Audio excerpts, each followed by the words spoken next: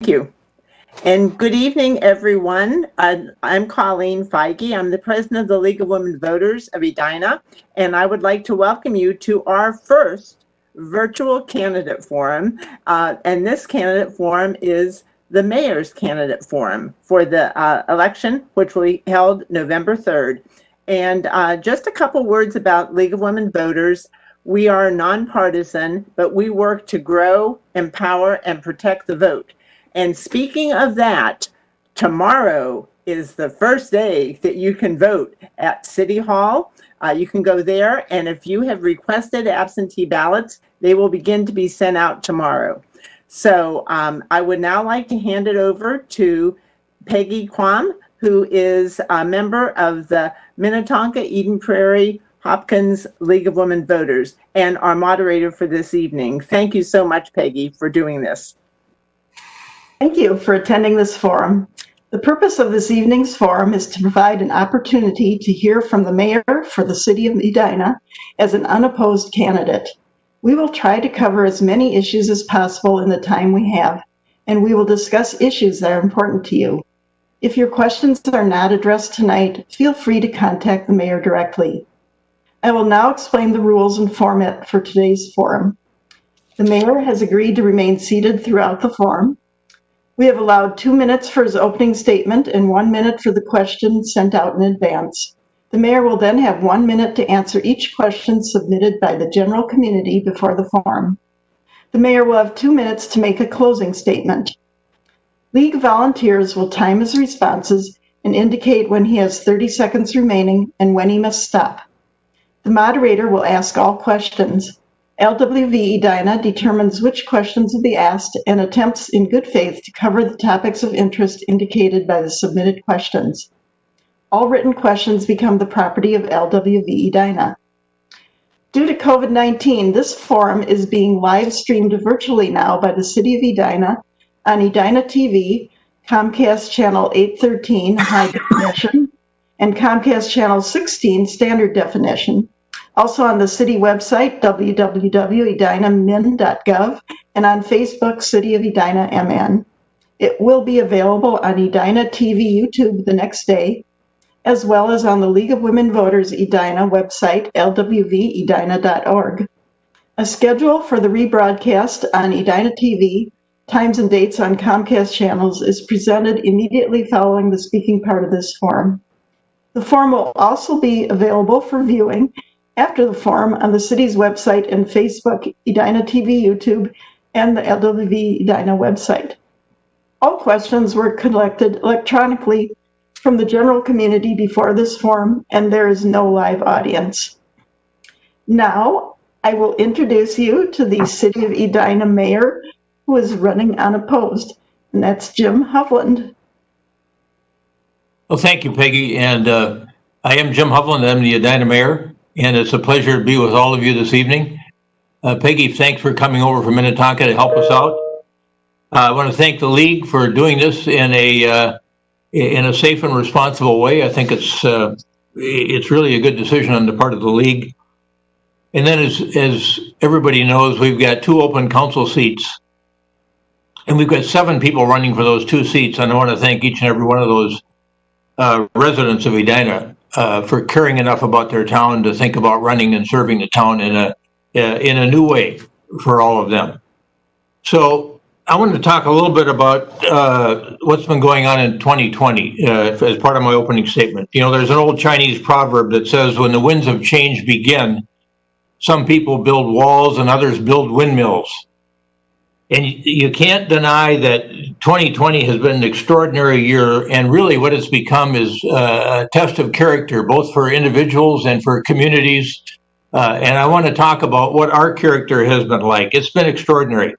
When we first hit COVID experience, the people in our town started standing up and setting up situations where they could feed the kids that needed to go to school. We had a meal fund get set up that was doing wonderful work. Our Chinese American Association did extraordinary work. There were people that we awarded commendations to that were doing things that had never been done before. Extraordinary kindness in our community. We're going to talk about a lot of different things tonight. But what I want you to know, and what you should all know, is that a lot of people are working very hard on issues like housing, development, public safety, finances, to keep everything on track in our city. We're in a good place, a very, very good place, even in these uncertain times. I look forward to visiting with you and answering some of these questions this evening. Thank you, Peggy. Thank you. We now begin the question and answer section of the forum. The following question was sent out in advance. You will have 1 minute to answer this question.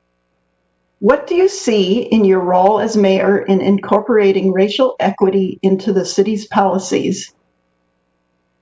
Thank you. I think my role as the mayor is to lead the political consensus on the council and in the community to keep focused on the work being done on racial equity, racial justice in our community. The activity first started in 2017 with the formation of a Race and Equity Task Force. They came up with a number of recommendations. I think we've adopted about 24 of those recommendations as they relate to our city operations. So that work is continuing. We've hired a Race and Equity Coordinator. She's been doing wonderful work for us. My responsibilities are also, I think, in our community at large. I met with a bunch of folks last night by Zoom from Rolling Green. They're working on this issue in their neighborhood.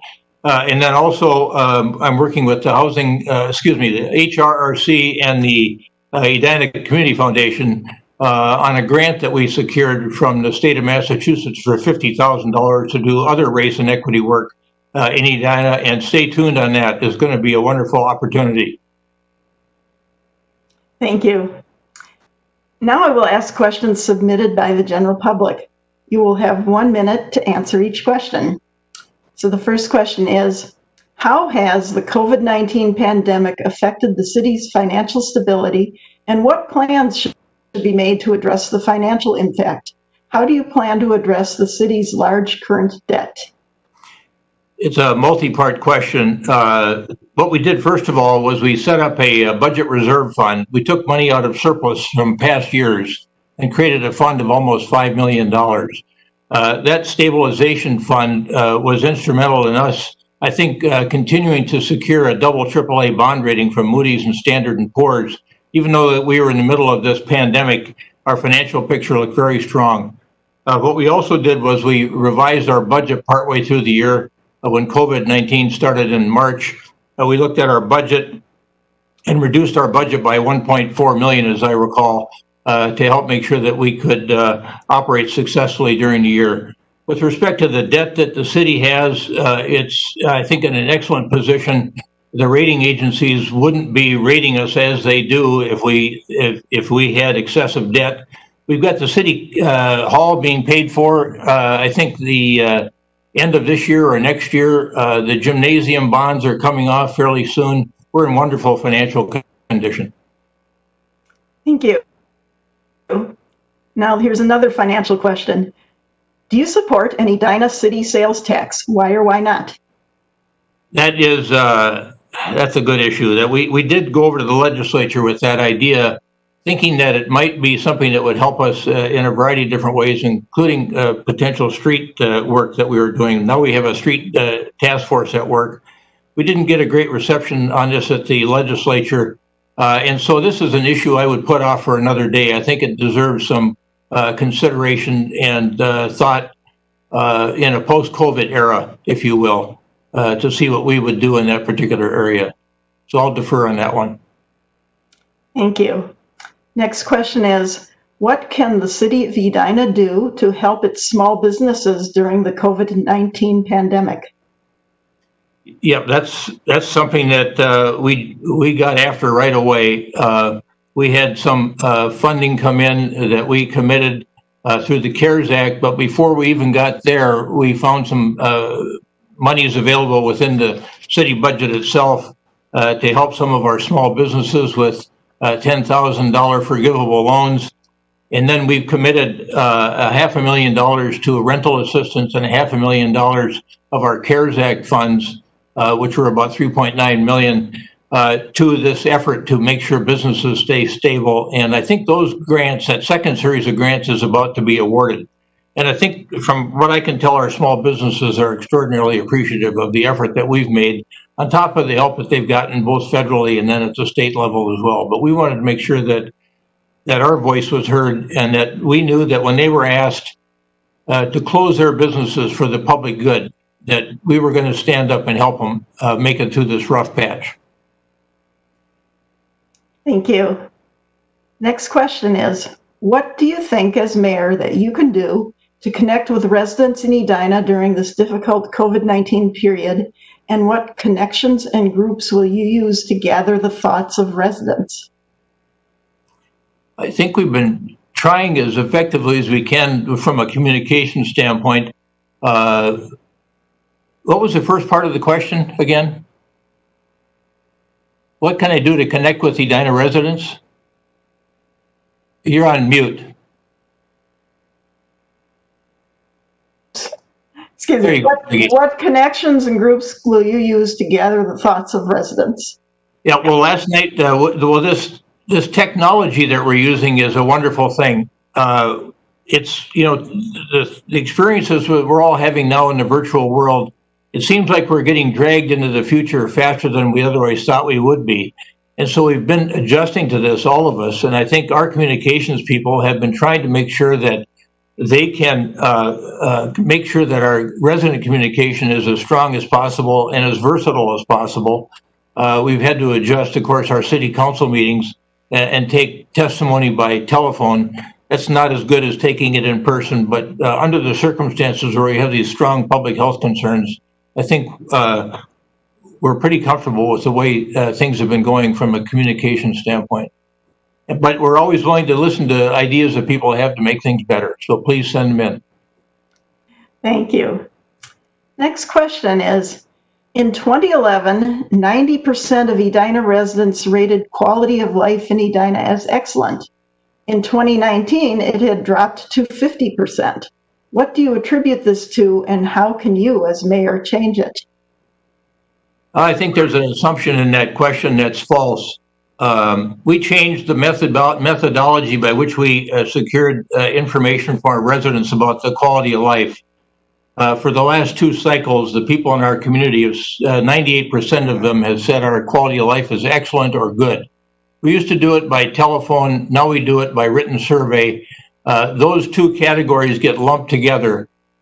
So I continue to maintain, and I think our staff would maintain, that we have one of the highest ratings in the country for resident satisfaction in terms of where they live. I think most people love living here, and that 98% rating as excellent or good is something that reflects that satisfaction level from our residents.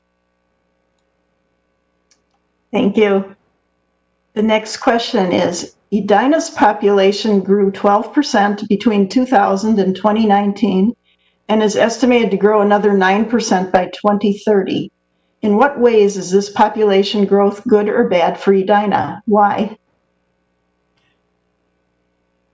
Well, I think for every town, you face this growth issue. I think there's quite a few towns in the country that have adopted a policy where they wanted a zero growth strategy. Very, very few of them succeed. You want to be growing. You want to have young people coming into your town. You want them to be in the cycle of living in your town. You want them to be able to live in an apartment, for example, and then transition into a single family home. That's what we're hoping is going to happen here. We've also got seniors that want to get out of their homes but want to stay in Edina. And so we've tried to create a wide variety of housing choices for people. It has meant some growth, but I think that growth is a good thing for our community, and it helps keep taxes down, and it helps lessen the burden on single family homeowners for the responsibilities that we have in maintaining our city that we all own together. So we've had this strategy of trying to make sure that we lessen the burden on our single family homeowners with some select locations of increased density, primarily in that Southdale district, and it's only about 7% of our community. Single family residential neighborhoods are still the crown jewel of Edina, and they always will be. Thank you. Next question is, with the recent increase in the number and violence of criminal incidents in Edina, would you support an immediate increase in the staffing and budget of the Edina Police Department? Yeah, that's a good question. I think we tend to believe this is a spike. I believe that some of this criminal activity is getting to be more brazen. But I can tell you, I can tell folks in our community that over I think the past 4 years, we've increased our commitment to our police department by on a funding level of about 30% increase. We've hired 4 new officers. We just swore in a new one on Monday morning. I happened to be at City Hall, and it was a wonderful experience. A young woman from Edina that always wanted to be an Edina police woman was sworn in, and her family was there as well. So we have a strong commitment to our police department, to their ongoing training, to their professionalism, to making sure that they have the right kind of equipment in which to perform the jobs that they do, to make sure that we get the cream of the crop of the people that are applying. And I think the record that we have as a city council of increasing that funding and increasing the number of officers over the past few years reflects that commitment. Thank you. From 2008 through 2018, over 800 single-family homes of average value of $421K were torn down and replaced with new homes, average value of $1.6 million. Should the city intervene in the market and slow the loss of comparatively affordable family homes? Why or why not? I think we've taken the attitude that we want the market to function. People want to live in Edina. This is a reflection of a certain category of people that are moving into Edina that have that capability of buying a 7-figure home. I think Edina has more 7-figure homes than any city in the state. So I think it's around a 1,700 number. So we're grateful for that. That also helps keep taxes down for our taxpayers. But we've also been concerned about making sure that people can live in our community that can't afford a 7-figure house. So we've been employing some housing strategies, both around affordable housing with multifamily, and we're working hard at developing some strategies around single-family homeownership as well. It's not the easiest thing to do in a town like Edina where the land is so expensive. We've had an ongoing relationship, a good relationship with the West Hennepin County Land Trust, where we've been doing about a house a year from a single family standpoint, and that has taken us to an ownership level of I think about a dozen to 15 houses over time. But still, it's a difficult proposition to try to make sure that we provide housing opportunities for everybody. Thank you. The former public works site at 5146 Eden Avenue has sat vacant for 10 years. What do you see as the highest and best purpose for this parcel of public land? It really has been a challenge for us. As you point out, sitting there for over 10 years, I think the silver lining in all of that has been the fact that when we moved the public works site to the new location, that old public works site property was worth about $4 million. Now we understand it's worth about $11 million. So waiting didn't hurt us from the standpoint of increased value. What the best use over there ought to be, I think you see some variation on thought amongst our council members. When we originally looked at that piece of publicly owned land, we had a group of 52 people that created a framework that had it allocated 50% public, 50% private. But over the years, we've had a difficult time figuring out how to make that work, because originally the thought was that the private development would support the public improvements, and it just hasn't proven out to be true when we've done all of our modeling. So we're still trying to figure out what to do over there. I think some senior housing might be good. Some senior, for me personally, senior affordable in terms of senior co-op, where it was an ownership model. Folks can then walk the neighborhood. They don't have to use their cars as much, and I think that's a big benefit for that area. Thank you. Do you support the City Council passing a comprehensive climate action plan to include 50% renewable energy by 2030? Why or why not? We've been working diligently on climate action activities. I'm on a mayor's climate action group for the U.S. Conference of Mayors. And we have had a sustainability coordinator. She left about a year or so ago. We just rehired a person to work with us. We have a plan in place that provides for us achieving certain milestones. And this is very difficult work. That's a laudable goal. I know some other communities have taken on that effort of trying to be 50% carbon free by 2030. I don't think we're going to logic or practically be able to meet that goal, but we are striving to improve everything from the city fleet operations to our building operations to working with the private sector to try to clean up the environment, keep it as safe and carbon-free as we can. And that's an ongoing goal, a high priority goal for the city of Edina and the city council, is to continue to do all this work that is environmental related. Thank you. And we have one final question here before we go to your closing statement. What ideas do you have for the future of our city during the next 4 years that we have not addressed with our questions? Well, I'll tell you that some of the areas of emphasis I've been thinking about is I want to have some kind of continuing effort around community capacity to absorb and manage change. As I mentioned at the beginning, that old Chinese proverb was interesting in my mind. This whole notion of change and the difficulty of it is it's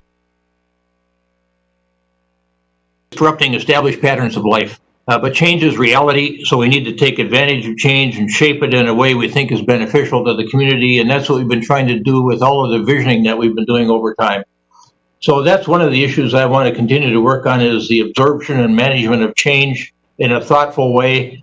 How do we create even greater sense of community in our city where people love living here? I think that's an ongoing effort on the part of everybody that's on the city council. For me, improving the quality of people's lives over time is one of the main reasons I do this work. To be able to see us living better and better lives is what everybody strives for.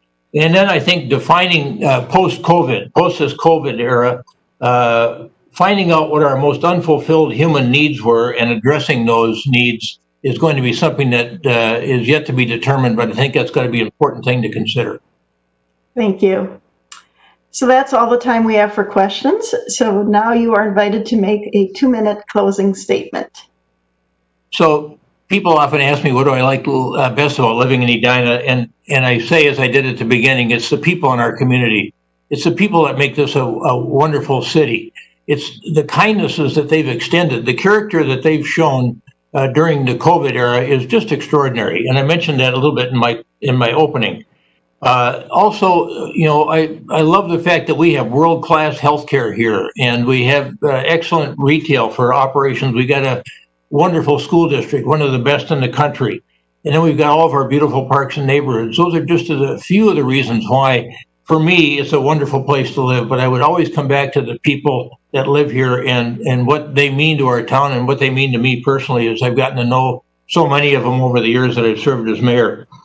What I'd like what I'd like to help improve in the city, I'd say making sure that we have a full spectrum of housing options to cover a lifetime of living in Edina. Transportation. I know over the years people have been concerned about transportation. Less a factor now than it used to be because of COVID. We don't have as much traffic on the roads, but there will be a time again when prosperity will return, the economy will be rebuilt, and we'll be back in a situation where there'll be more vehicles on the road. So for me, transportation should be part of living and not part of an effort. So where you're going and how you get there will be an ongoing issue for us in the future. And then supporting and maintaining an inclusive civil society and respectful civil discourse, I think, is really critical. We've seen such a divisive sort of attitude, nationally and in our state. In the dialogue that we have, though, at our city council amongst our colleagues, amongst my colleagues, amongst our residents or with our residents, is a high level of civil discourse. I want to see that continue. So we're growing. We've got a healthy economy. We've got a healthy financial picture. We've got superb medical care. We're going to be controlling and managing change in a way that's thoughtful. As I said at the beginning, we're in a good place, even in these uncertain times, and everybody should feel good about Edina and living here. It's a wonderful place to live. And I look forward to serving all of you for 4 more years. Thank you very much. Thank you, Mayor Hufflin, for participating in this forum and for your willingness to participate in the democratic process by running for office. Thank you to the League of Women Voters of Edina for sponsoring this forum. The forum is being videotaped and will be made available for viewing online through the City of Edina and for rebroadcast on Edina TV on Comcast channels 813 and 16, the City of Edina's website, and on Facebook. It will be available on Edina TV, YouTube, the day after the forum. The forum will also be available for viewing on the League of Women Voters Edina's website, lwvedina.org. Thank you for attending tonight's forum. Please remember to vote by Tuesday, November 3rd. This concludes the forum for the mayor's race. Thank you and good evening.